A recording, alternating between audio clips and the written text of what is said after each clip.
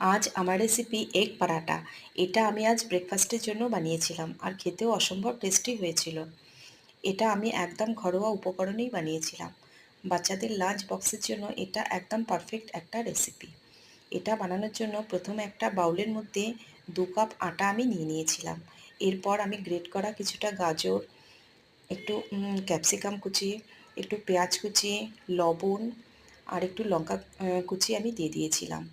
এরপর আমি 2টো ডিম আমি ফাটিয়ে এর মধ্যে দিয়ে দিয়েছিলাম। 1 কাপ জল দিয়ে উপকরণগুলো খুব ভালো করে মিশিয়ে নিয়েছিলাম। জলটা একটু কম ছিল বলে আরেকটু জল দিয়ে আমি একটা স্মুথ ব্যাটার আমি করে নিয়েছিলাম। স্মুথ ব্যাটার করে আমি 10 মিনিটের জন্য ঢেকে রেখে দিয়েছিলাম। এইদিকে গ্যাসের মধ্যে একটা ননস্টিক তাওয়া আমি বসিয়ে নিয়েছিলাম। তাওয়ার মধ্যে সাদা তেল দিয়ে খুব ভালো করে তেলটা তাওয়ার মধ্যে মাখিয়ে নিয়েছিলাম। 10 মিনিট পর ব্যাটারটা অনেকটাই স্মুথ হয়ে গেছিলো। এরপর 2 চামচ আমি তাওয়ার মধ্যে দিয়ে গোলা রুটির মতো উল্টে পাল্টে লো টু মিডিয়াম ফ্লেমে ভেজে নিয়েছিলাম। নামানোর ঠিক আগে একটু লঙ্কা গুঁড়ো দিয়ে নামিয়ে নিয়েছিলাম।